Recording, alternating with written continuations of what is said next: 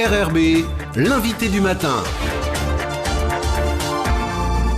Et nous allons ce matin parler de la rentrée à l'université avec Yvon Cavaloc, qui est le vice-président formation et vie étudiante à l'UNC. Bonjour. Bonjour. Merci d'avoir accepté notre invitation. La rentrée, c'est pour les étudiants, on est bien d'accord, c'est dans une semaine pile. Voilà, on rentre lundi pour les étudiants. Ce qui veut dire qu'on est dans la phase d'inscription, qui est une phase très importante. Comment ça se déroule en ce moment ? Alors pour l'instant, ça se passe bien. On a une chaîne d'inscription qui s'étale sur un peu plus d'une quinzaine de jours maintenant, avec tous les partenaires qui sont présents. Donc bien évidemment, l'université, les services financiers, les services pédagogiques, et puis également les partenaires, soit la CAFAT, les services de bourse sont aussi présents pour accompagner les étudiants. Quand vous dites accompagner, parce que c'est finalement relativement simple de s'inscrire, mais il y a quand même beaucoup de formalités, beaucoup d'aides, beaucoup de choses à savoir en fait, voilà, pour un étudiant.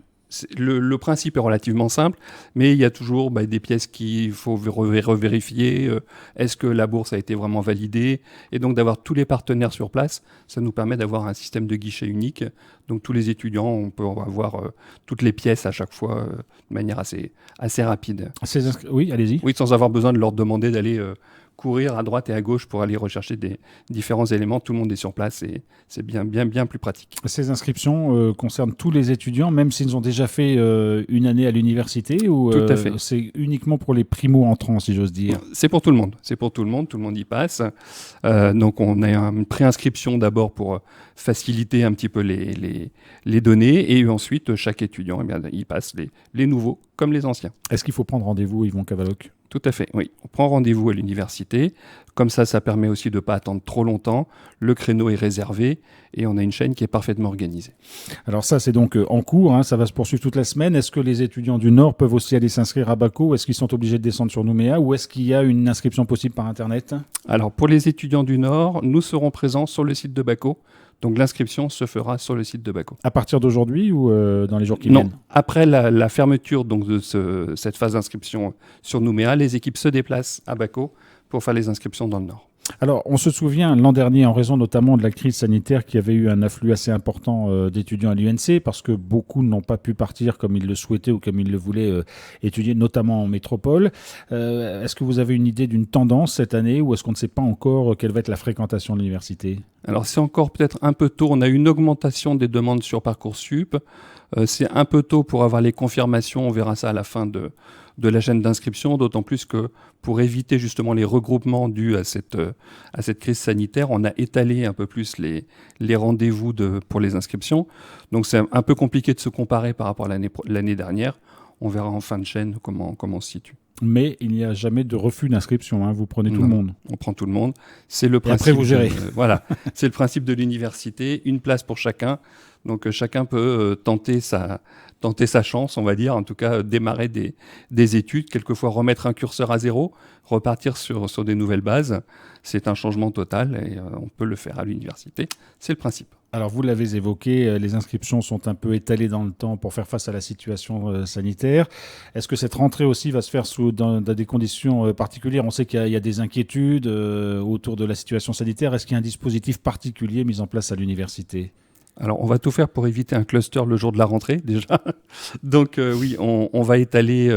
On est en train de reprendre aussi tout notre dispositif. On change par rapport aux années précédentes, justement parce qu'on ne peut pas mettre tous les étudiants ensemble dans un amphithéâtre. Donc, on garde une certaine distanciation sociale, donc ce qui va nous faire des rentrées échelonnées. Donc, tout sera présent sur le site de l'université. Les étudiants pourront voir leur planning de rentrée qu'on est en train de finaliser actuellement.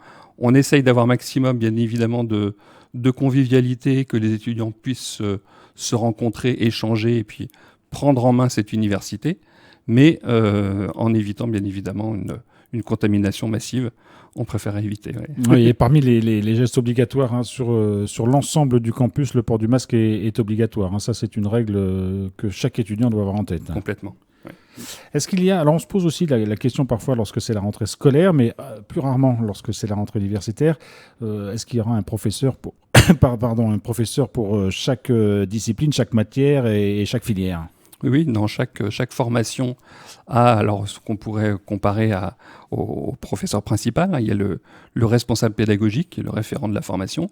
Et puis dans chaque matière déclinée, oui, il y a des enseignants. Il peut y en avoir un, il peut y en avoir plusieurs. Hein, on peut avoir différents intervenants qui viennent. Alors, ça peut être des enseignants titulaires ou des enseignants vacataires, en fonction de leur niveau de compétences et de connaissances dans la formation spécifique. Ouais. On sait combien ça représente à peu près de personnes au niveau du corps enseignant à l'université? Alors, on est à peu près entre 100 et 150, je crois que c'est 120 enseignants titulaires et un peu plus de vacataires même qui interviennent. C'est une grosse machine, donc. Oui.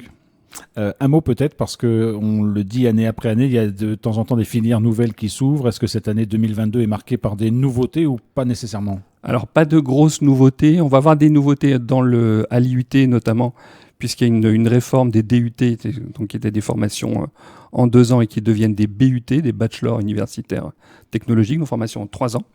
Nos masters qui s'étoffent un petit peu, mais eux sont déjà rentrés en septembre, notamment à l'IAE, un master en management, master MIAGE, mathématiques, informatique appliquée à la gestion des entreprises, un master en sciences de la durabilité.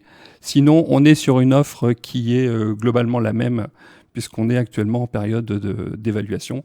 On va démarrer notre évaluation quinquennale. Alors, qu'est-ce que c'est que cette évaluation quinquennale? Et cette année, est-ce que la fameuse réforme TREC sera particulièrement scrutée? Alors oui, bien sûr. Hein, c'est effectivement cette évaluation quinquennale se passe, comme son nom l'indique, tous les 5 ans.